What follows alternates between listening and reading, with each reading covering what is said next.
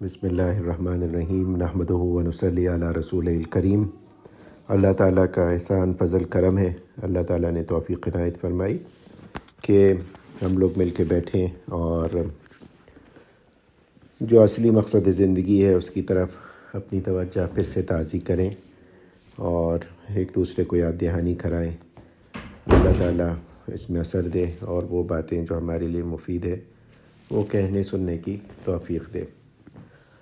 اور جیسا کہ پہلے بھی بار بار عرض کیا ہے کہ ہمارے حضرت اپنی مجلس کے بارے میں فرماتے ہیں کہ بھائی یہ کوئی وعظ و نصیحت کی نہیں ہے، یہ تو بس ایک دوسرے کو یاد دہانی ہے کہ اس مشغول زندگی میں ہم اپنے مقصد زندگی کو کتنا یاد رکھے ہوئے ہیں اور اس کے لیے کیا محنت کر رہے ہیں اور اس میں کتنی کامیابی ہو رہی ہے، کیونکہ دنیا کا جو بھی کام کیا جاتا ہے اس میں وقتاً بوقتاً آدمی کو جائزہ لینا پڑتا ہے، اسسمنٹ کرنا پڑتا ہے کہ بھئی یہ جو میں کام کر رہا ہوں یہ اس میں میرا فائدہ ہو رہا ہے، نقصان ہو رہا ہے، یا کہ جو کام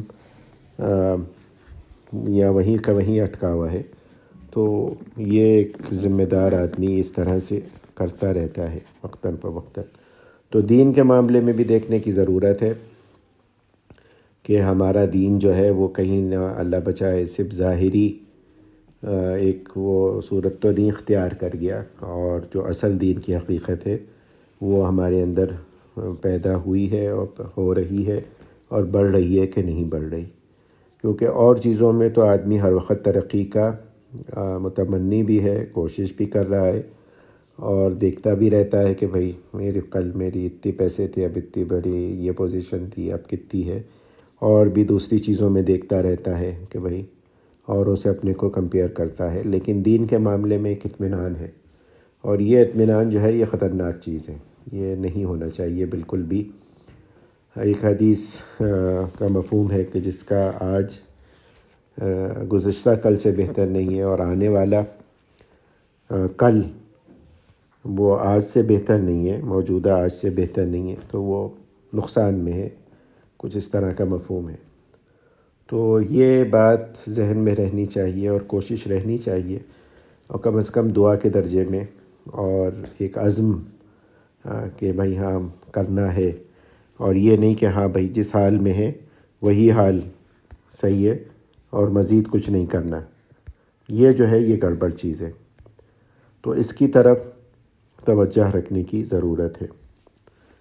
اللہ تعالیٰ کہنے سننے سے زیادہ عمل کی توفیق عنایت فرمائے، اور یہ جو چیز ہے اسی کے لیے یاد دہانی کی بھی ضرورت ہے، اسی کے لیے ضرورت ہے نیک صحبت کی، کہ ایسے لوگوں کے پاس بیٹھا جائے جن کو یہ فکر لگی ہوئی ہے کہ دینی ترقی ہو، میں بہتر سے بہتر مسلمان بنوں۔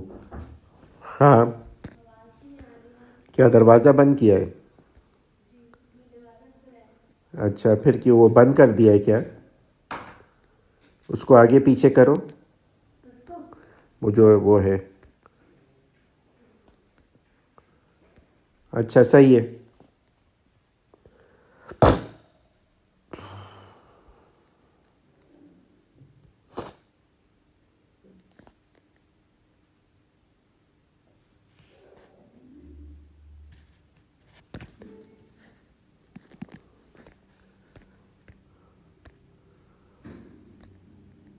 تو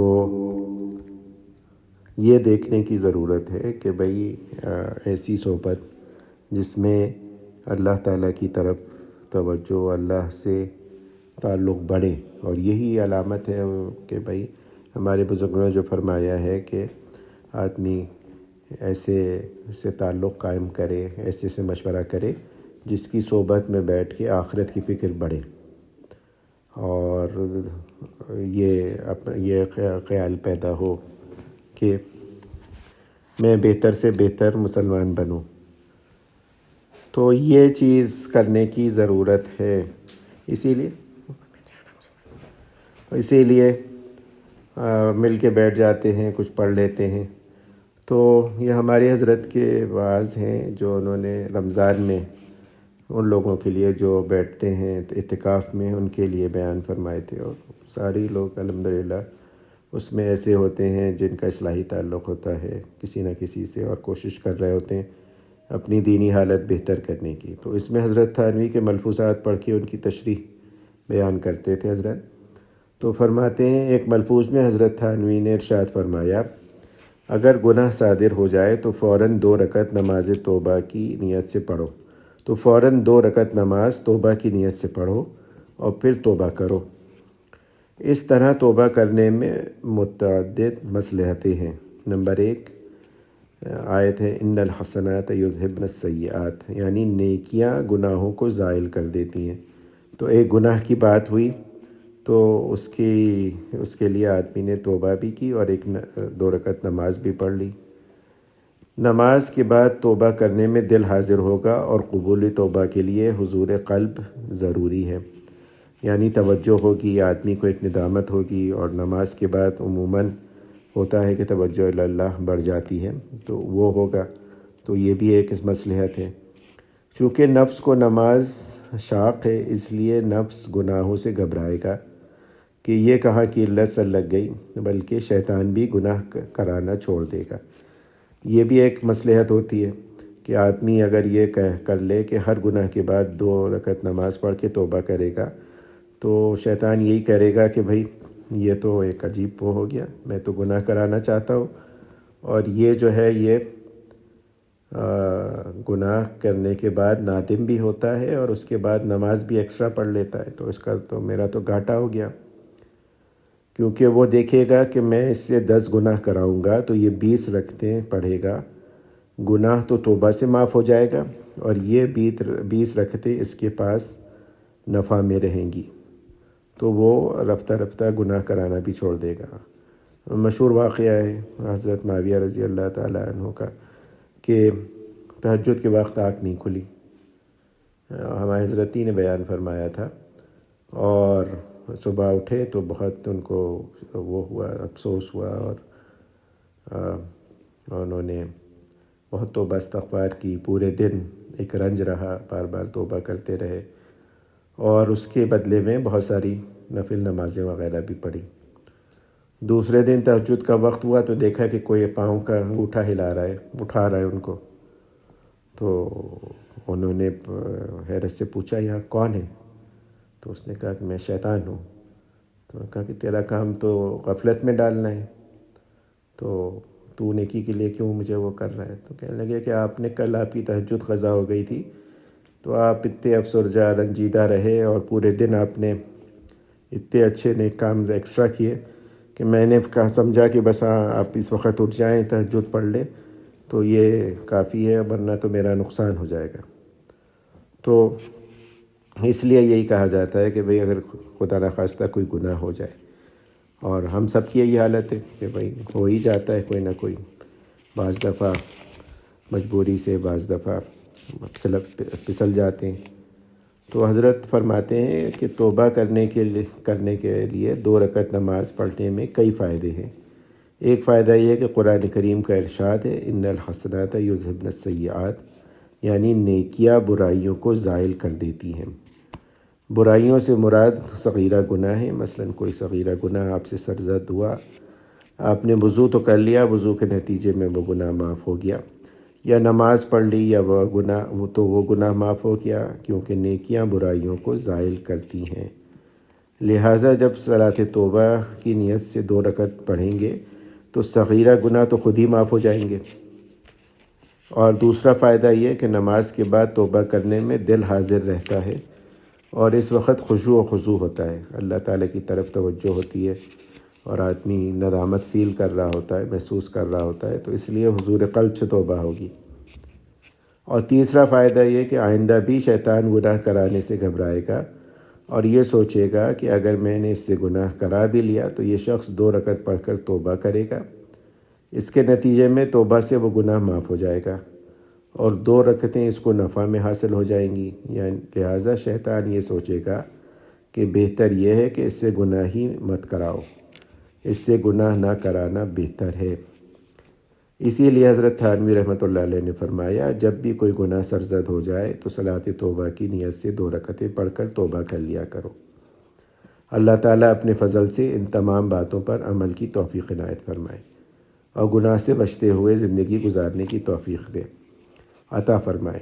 اور بات یہی ہے کہ بھئی یہ ہے تو، لیکن اس کا جب تک معمول نہیں بنے گا اور آدمی پابندی نہیں کرے گا تب تک اس کا فائدہ ہوتا نہیں ہے۔ ہوتا یہ ہے کہ ایک دفعہ سن لیا، ایک دفعہ کر لیا، اور پھر آئندہ کے لیے شیطان جو ہے اور نفس جو ہے وہ کہتے ہیں ہاں بھئی اب آئندہ کریں گے، ابھی تو نہیں، ابھی تو جی بھر کے گناہ کر لیں۔ لیکن اگر ایک عادت ڈال لی اس بات کی، عزم کر لیا، تو پھر یہ ہوگا فائدہ کہ پھر وہ گناہ چھوٹ جائے گا۔ اسی لیے بعض دفعہ مشائخ یہ بھی کرتے ہیں کہ بھئی جرمانہ کرو، ایک گناہ ہے آدمی چھوڑنا چاہتا ہے لیکن وہ چھوٹ نہیں پا رہا ہے۔ آج کل بہت سارے چیزیں ہیں، آدمی کوئی جھوٹ ہے، کوئی اور چیز ہے، نگاہ کی حفاظت ہے، نہیں چھوٹ نہیں پا رہا گناہ، تو کہتے ہیں بھئی جب بھی یہ ہو جائے تو اپنے اوپر ایک جرمانہ لگا لو کہ بھئی یہ کریں گے، 4 رکعت نماز ہے، 8 رکعت نماز ہے، اپنی سہولت دیکھتے ہوئے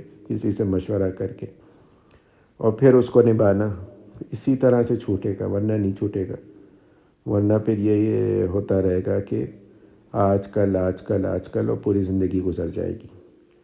اور جیسے جیسے وقت گزرتا جاتا ہے عادتیں پختہ ہوتی جاتی ہیں۔ ہم لوگ سمجھتے ہیں کہ نہیں جی بھر جائے گا اور پھر نہیں کریں گے، نہیں، ایسا نہیں ہوتا کبھی بھی۔ وہ جڑیں ہوتی ہیں اور اندر ہی اندر بڑھتی رہتی ہیں، اور پھر وہ ایک تناور درخت بن جاتا ہے، اور پھر نکالنا بھی چاہے تو نہیں نکل سکتا۔ تو اسی لیے ہوتا ہے کہ کوشش پہلے دن ہی سے شروع کر دے۔ مشکل ہوگی ضرور، نماز فرض نماز پڑھنے میں اتنی مشکل ہوتی ہے، تو یہ تو نفل نماز ہیں، تو اس کے لیے اور بھی زیادہ نفس و شیطان وہ کریں گے، مشکل کریں گے۔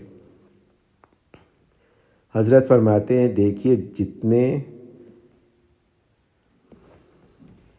دیکھیے جیتے وہ بھی ہیں جو نافرمانی کر کے جیتے ہیں، اور جیتے وہ بھی ہیں جو فرما برداری کر کے جیتے ہیں۔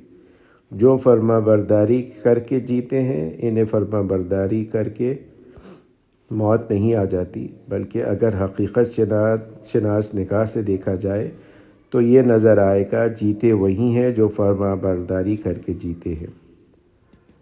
اور قرآن کریم کا ارشاد ہے یا ایھا الذین آمنوا استجیبوا للہ وللرسول اذا دعاکم لما یحییکم، یعنی اے ایمان والو تم اللہ اور رسول کا حکم مانو جس وقت بلائیں تم کو اس کام کی طرف جس میں تمہاری زندگی ہے۔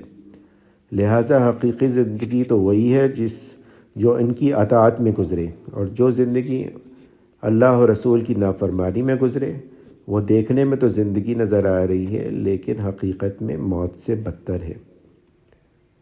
اور واقعہ یہ ہے کہ زندگی کا لطف اور زندگی کا کیف بھی انہی لوگوں کو حاصل ہے جو اللہ کی اطاعت اور فرما برداری میں زندگی گزارتے ہیں، اور جو گناہ کی زندگی ہے وہ دیکھنے میں چاہے مزے کی زندگی نظر آئے لیکن اس زندگی کے اندر سکون نہیں، وہ کھوکھلی زندگی ہے۔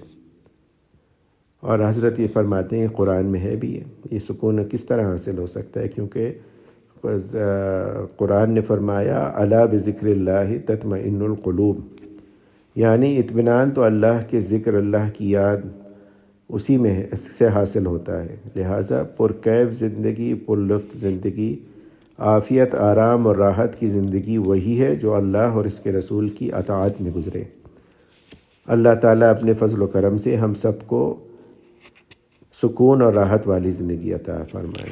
اور یہ ایک دھوکہ ہے جو ہے نا کہ گناہ کی زندگی میں زیادہ آدمی کو تفریح ہے، مزہ ہے۔ ایک تو جو مسلمان آدمی ہے، جو اللہ جس کو فکر ہے آخرت کی، اس کو تو عین گناہ کرنے کے وقت بھی ڈر لگا رہتا ہے، اور گناہ کرنے کے بعد تو بہت ہی رنج ہوتا ہے اس کو کہ مجھ سے گناہ کیوں ہو گیا، تو اس کا مزہ تو آ ہی نہیں سکتا اس کو، وہ کرکرا مزہ ہوتا ہے جو پورا مزہ ہوتا بھی نہیں ہے۔ اور جو اللہ بچائے بالکل ہی غافل لوگ ہیں جن کو احساس ہی نہیں ہوتا کہ گناہ ہو گیا، تو اللہ بچائے، وہ تو ان میں تو ڈر ہوتا ہے کہ ایمان ہے بھی کہ نہیں ہے۔ اور ان کو فکر ہی نہیں ہوتی۔ ایماندار جو ہوتا ہے اس کو تو فوراً ہی ایک محسوس ہو جاتا ہے کہ غلط کام ہو گیا، اور اگر وقتی مزہ آیا بھی تھا تو وہ وقتی مزہ بالکل اس کا کرکرا سا ہو جاتا ہے کہ وہ اللہ کو ناراض کر دیا میں نے۔ تو یہ جو چیز ہے نا، یہی چیز پھر آدمی جو ہے نا، اس کو اگر ایمان اگر ہے تو پھر اس کو کوشش کرنی چاہیے کہ بھئی یہ مواقع جو ہیں کم سے کم تر ہوتے جائیں میری زندگی میں، اور میں ایک ایمان والی زندگی، ایک گناہوں کے بغیر جو زندگی ہے وہ گزاروں۔ آگے حضرت فرماتے ہیں، حق تعالیٰ فرماتے ہیں کہ میرے بندے، اللہ تعالیٰ فرماتے ہیں میرے بندے اگر زمین و آسمان کے برابر بھی گناہ لے کر میرے پاس آئے اور مجھ سے مغفرت چاہے تو میں سب کو بخش دوں گا، اور گناہوں کی کثرت کی پرواہ نہ کروں گا۔ پس عمر گزشتہ کے ضائع ہونے کا بھی علاج موجود ہے، یعنی لا علاج کوئی مرض نہیں، وہ علاج یہ ہے کہ توبہ کرو، اور توبہ کا طریقہ بھی کسی شیخ سے پوچھو، اور جو کچھ وہ بتلائے پھر اس میں اپنی رائے نہ لگاؤ۔ آج کل خودرائی کا مرض بہت پھیل رہا ہے، اس لیے لوگوں کو راستہ نہیں ملتا۔ اور یہ بھی ایک بڑی بات حضرت نے فرمائی کہ بعض لوگ ہوتے ہیں ان کو احساس تو ہو جاتا ہے بھئی گناہ ہو گئے، پوری زندگی گزر گئی گناہ میں، اب تنبہ ہوا، کسی کی اچھی بات پڑھی سنی، قرآن کی تلاوت سنی، کوئی اچھا کام کیا، اور والدین کی دعا ہے اس کی طرف، اس کی وجہ سے اللہ تعالیٰ کی طرف توجہ ہو گئی، پھر ان کو افسوس ہوتا ہے کہ اب کیا کریں، ہم نے تو اتنے گناہوں میں زندگی گزاری، غفلت میں گزاری۔ تو ان کے لیے بھی فرما رہے ہیں کہ بھئی وہ اللہ تعالیٰ فرماتا ہے کہ اگر کوئی بندہ اتنے گناہ کرے کہ زمین و آسمان بھر جائیں تب بھی وہ مجھ سے مغفرت چاہیں تو میں سب معاف کر دوں گا۔ اور ہے یہ بات، 70-80 سال کا کافر ایک دفعہ کلمہ طیبہ پڑھ لیتا ہے تو اللہ تعالیٰ سب معاف کر دیتے ہیں۔ اور بہت سے صحابہ ایسے ہیں جنہوں نے کوئی ایک وقت کی نماز نہیں پڑھی، کوئی اچھا عمل نہیں کیا، یعنی ایمان لائے اور اس کے بعد شہادت مل گئی ان کو، لیکن وہ صحابی بھی تھے اور مسلمان بھی تھے، اتنا بڑا اللہ تعالیٰ نے شرف بخشا۔ اور ہے اللہ تعالیٰ کی طرف رجوع، کوئی کر لے۔ مشہور واقعہ ہے، بار بار حضرت تھانوی نے بھی ذکر کیا ہے، اور ہے اس لائق کہ بار بار بتایا جائے کہ شیخ فرید الدین عطار نے لکھا ہے اپنے اس میں، تو کہ ایک دفعہ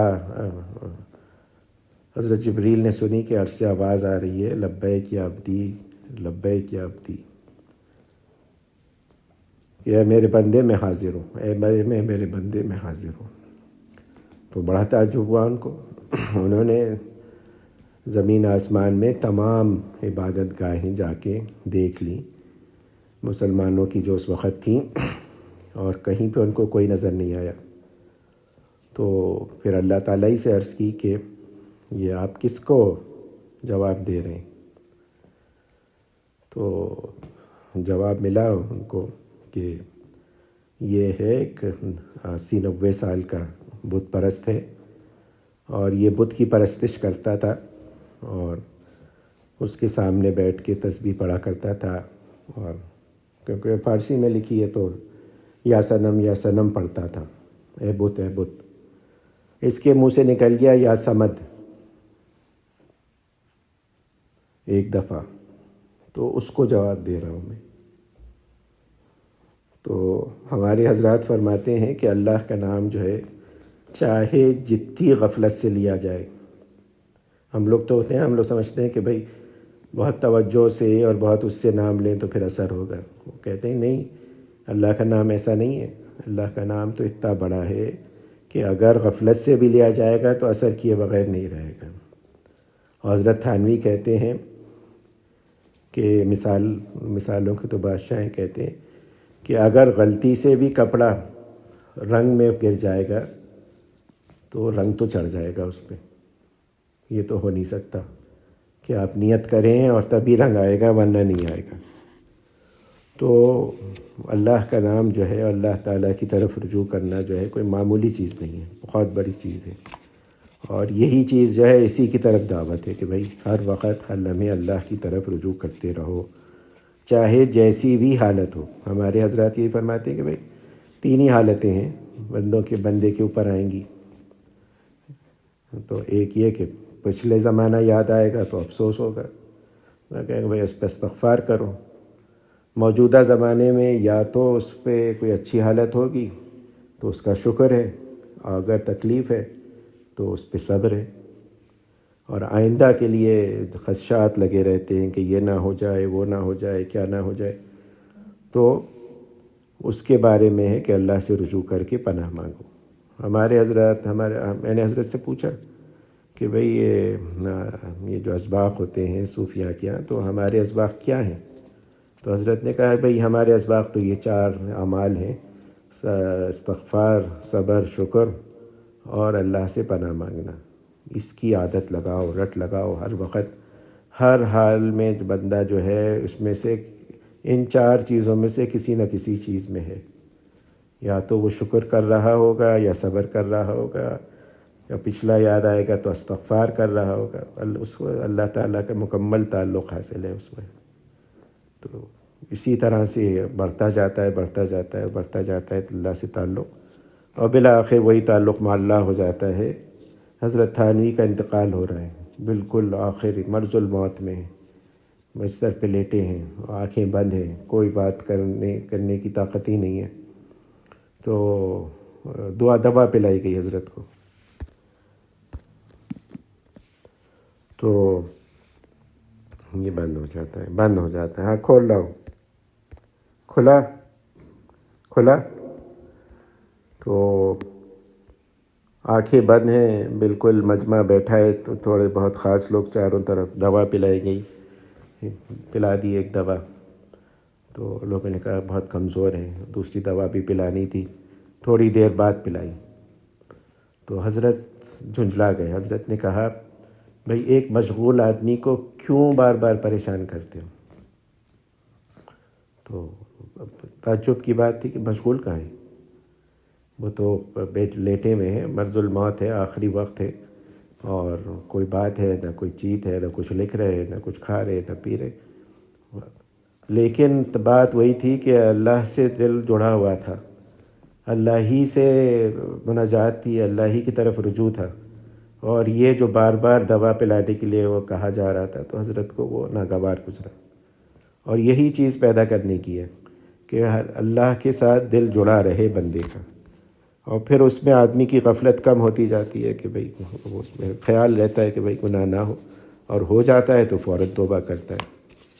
تو یہ حضرت فرما رہے ہیں کہ بھئی یہ جو بتایا ہے کہ یہ مایوسی پیدا نہ ہو، چاہے جیسا بھی آدمی کا گزشتہ زندگی، گزشتہ عمل رہ چکا ہو، اس میں بھی یہی ہے کہ بھئی توبہ کرے اور آگے بڑھے. تو اللہ تعالیٰ کہنے سننے سے زیادہ عمل کی توفیق عنایت فرمائے. اور ہے بات یہی کہ جو ہمارا یہ سلوک ہے، تصوف ہے، طریقت جو ہے، یہ عمل ہے، یہ کوئی سائنس نہیں ہے، یہ کوئی وہ نہیں ہے کہ صرف فلسفیانہ باتیں ہوں. اور جہاں یہ فلسفیانہ باتیں بن جاتی ہیں تو وہاں گمراہی آ جاتی ہے. ہمارے حضرت یہ فرماتے ہیں، ہمارے حضرات فرماتے ہیں کہ بھئی یہ تو آپ بیتی ہے، ایکسپیرینشل نالج ہے، کہ جب آدمی عمل کرے گا تو وہ گزرے گا، اور پھر اس کو یہ ساری چیزیں محسوس ہوں گی کہ اللہ سے تعلق کیا چیز ہوتی ہے. اور پھر یہی حضرت تھانوی فرماتے ہیں کہ پورے تصوف کا جو خلاصہ ہے وہ یہی ہے کہ جس طاعت میں سستی ہو اس سستی کا مقابلہ کر کے اس کو کرے، اور جس گناہ کا تقاضا ہو اس تقاضے کا مقابلہ کر کے اس گناہ سے بچے. اسی سے تعلق مع اللہ پیدا ہوتا ہے، اسی سے تعلق مع اللہ بڑھتا ہے، اور یہی چیز اصل چیز ہے. پورا تصوف کا خلاصہ یہی ہے، اور وہ یہی ہے کہ بھئی آدمی کوشش کرتا رہے. تو اللہ بس دعا کر لیں اللہ تعالیٰ کہنے سننے سے زیادہ عمل کی توفیق عنایت فرمائے. اللہم صلی علی حبیبک محمد وعلی آل حبیبک محمد کما صلیت علی ابراہیم وعلی آل ابراہیم انک حمید مجید. اللہم بارک علی حبیبک محمد وعلی آل حبیبک محمد کما بارکت علی ابراہیم وعلی آل ابراہیم انک حمید مجید. یا العالمین، یا غیاث المستغیثین، یا امان المستجرین، ہمارے تمام چھوٹے بڑے اگلے پچھلے خفیہ علانیہ گناہ اپنے کرم اپنے فضل سے معاف فرما دیجیے یا العالمین۔ ہم کوئی عذر نہیں کرتے، کوئی تعویل نہیں کرتے، اپنی نالائقی کا اقرار کرتے ہیں یا العالمین، معاف فرما دیجیے، آئندہ کے لیے بچنے کی توفیق عنایت فرما دیجیے یا العالمین۔ ہم کیا، ہماری کوشش کیا، ہمارا عزم کیا، سب کمزور ہے، اپنی طرف سے ہماری مدد نصرت فرمائیے، ہمارے لیے آسان فرما دیجیے یا العالمین۔ دین کا صحیح فہم پیدا فرما دیجیے، دین پہ چلنے کی توفیق عنایت فرما دیجیے یا العالمین۔ اپنے سے مضبوط قوی ترین تعلق عنایت فرما دیجیے، ایسا تعلق جو تمام دیگر تعلقات پر غالب آ جائے، اپنی محبت اپنے حبیب حضرت محمد مصطفیٰ صلی اللہ علیہ وآلہ وسلم کی محبت عنایت فرما دیجیے، ان کی اتباع کی توفیق کامل اور راسخ عنایت فرما دیجیے یا العالمین۔ تمام وہ خیر جو انہوں نے آپ سے مانگا وہ اس کا سوال آپ سے کرتے ہیں، اور تمام اس شر سے جس سے آپ کے حبیب حضرت محمد مصطفیٰ صلی اللہ علیہ وآلہ وسلم نے پناہ مانگی، اس سے پناہ مانگتے ہیں۔ وانت المستعان وعلیک البلاغ ولا حول ولا قوۃ الا باللہ یا العالمین۔ یہ کرونا کی وبا پھر سے ہمارے شہر میں ملک میں پھیل گئی ہے، اس کو عافیت کے ساتھ دور فرما دیجیے، پوری انسانیت کے ساتھ دور فرما دیے۔ جو اس میں بیمار ہیں ان کو شفائے کاملہ عاجلہ دائمہ عنایت فرما دیجیے یا العالمین۔ رحم و کرم کا معاملہ فرمائیے پوری امت پہ، پوری انسانیت پہ، اس کو دور فرما دیجیے عافیت کے ساتھ۔ ہمیں، ہمارے گھر والوں کو، عزیز و قارب، رشتہ داروں کو، بیوی بچوں کو، پڑوسیوں کو، والدینوں کو، ہر طرح کے ہر مسلمان کو ہر طرح کے حادثات سارحات سے دور دیرپا موذی بیماریوں سے، لوگوں کی اذا رسانیوں سے، رائج الوقت جو گناہ ہیں، ڈاکہ، چوری، سنیچنگ اور کیا کیا ساری چیزیں، ہر طرح سے اپنی حفظ و امن میں رکھیے، حلال واسع رزق بلا مشقت عنایت فرمائیے یا العالمین۔ بچے جہاں کہیں بے، بچے بچیاں، ان کی حفاظت فرمائیے، جان مال ایمان عزت آبرو کی حفاظت فرمائیے، شفا کاملہ عاجلہ دائمہ عنایت فرمائیے۔ جو بیمار ہیں ان سب کو یا العالمین یا غیاث المستغیثین، مسلمانوں پہ رحم و کرم فرمائیے، جہاں جہاں مسلمان مظلوم ہیں ان کی مدد و نصرت فرمائیے، کشمیر میں، برما میں، فلسطین میں، افغانستان میں، ہر جگہ مسلمانوں کی مدد فرمائیے۔ اللہم اغفر لامت محمد صلی اللہ علیہ وآلہ وسلم، اللہم فرج عن امت محمد صلی اللہ علیہ وآلہ وسلم، اللہم ارحم امت محمد صلی اللہ علیہ وآلہ وسلم یا العالمین۔ جو مانگا وہ عنایت کر دیجیے، جو مانگنا چاہیے تھا یاد نہیں آیا، ہمارے لیے مناسب بہتر ہے، اپنے کرم اپنے فضل سے عنایت فرمائیے، اور سب سے بڑھ کر یہ کہ ہم سب کو عافیت کے ساتھ اپنے اولیاء میں شامل فرما لیجیے۔ وصلی اللہ تعالی علی خیر خلقہ ونور عرشہ حضرت محمد وآلہ وصحبہ اجمعین برحمتک یا رب۔